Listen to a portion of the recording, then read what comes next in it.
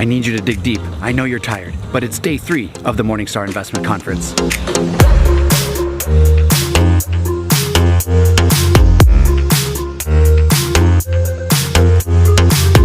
Opening up day 3 of the Morningstar Investment Conference was Daniel Needham. Daniel, you just got off stage. You shared some information about the wisdom of crowds and fallibility of markets. How do you summarize that for attendees today?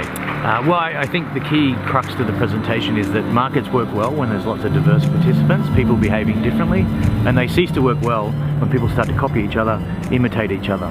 When they do that, prices can deviate from fair value, and it can both cause risk but also present opportunities for active investors. So with the rise of interest in passive investing or maybe low trading frequencies, there's a lot of concern about how that affects markets. What's your opinion on that? What's Morningstar's opinion on how the rise of passive investing may impact the wisdom of crowds? Yeah, I mean, it's complicated.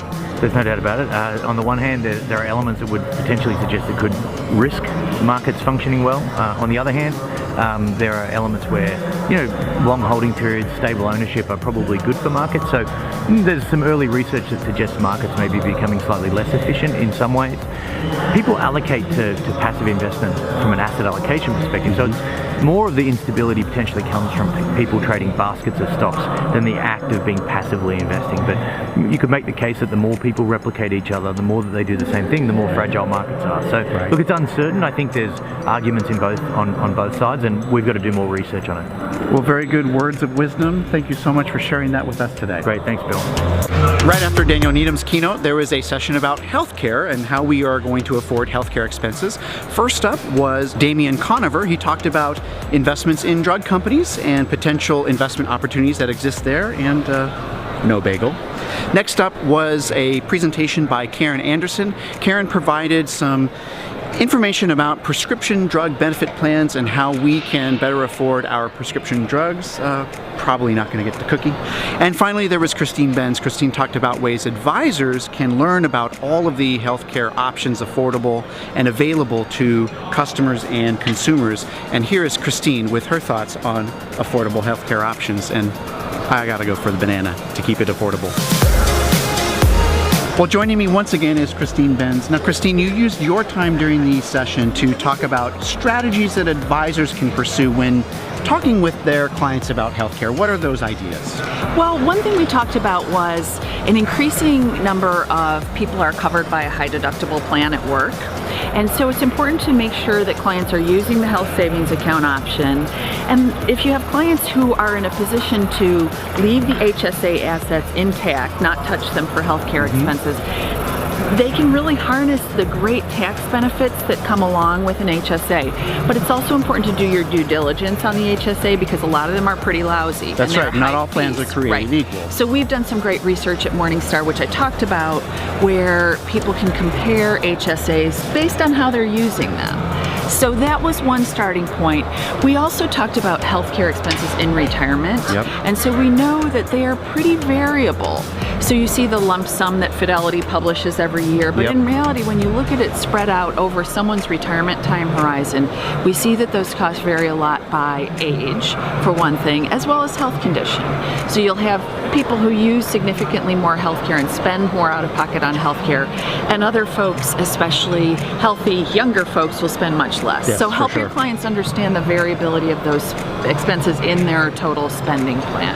And the third one is about long-term care, right? Yes, and this is an issue that I'm obsessed with because it's such a wild card in many retirement plans. There aren't any clean options. One thing we've seen is that the long-term care insurance market, the pure policy market, is kind of fading away, where we're seeing more and more insurers get out of the business. Yeah, we saw so many fewer on the slide that you had shown today. That's right. A steep drop-off with the hybrid products, the hybrid life long-term care or annuity long-term care products picking up the slack. They're more opaque, and another issue is that many of them are purchased with a lump sum, and so there is a potential opportunity cost if you're parting with a large chunk of cash, earning a very low return on that money over your time horizon. So that's another consideration. So really good points, 3 great points that you expressed today, that advisors can add value when they have those conversations about healthcare expenses over the client's lifetime. Absolutely. Thanks, Bill. Thank you.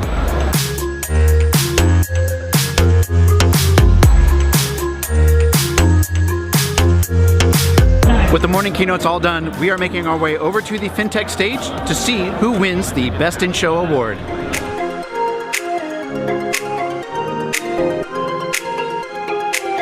And wrapping up day 3 here at the conference was a Fintech Award of Best in Show. I'm joined by Ainsley Simmons, Head of Digital with PIMCO.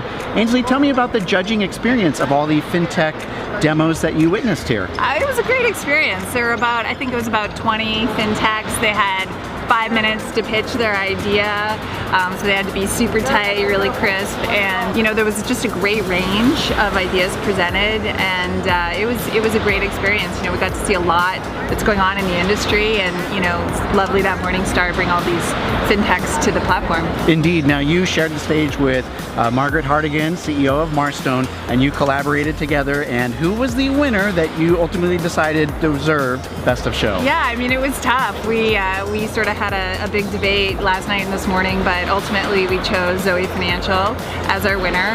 They were really clear on the problem they're trying to solve, and had a really thoughtful solution. A lot of really good insight into the industry. So it was a great fit for them. All right, terrific. Congratulations to Zoe Financial and to all the participants in the Fintech stage. I'm sure your brain is just scattered with so many ideas about the potential ahead for all these Fintech companies. Oh yeah, they've all got a lot to work with, so it's awesome. Wonderful, Ainsley. Thank you so much. All right, take care. Thank you.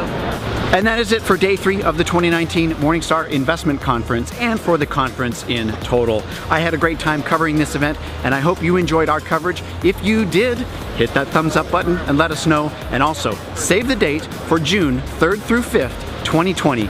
We will be right back here in Chicago at McCormick Place for the 2020 Morningstar Investment Conference. But that's it for now. Hope you enjoyed our coverage, and I hope to see you next year.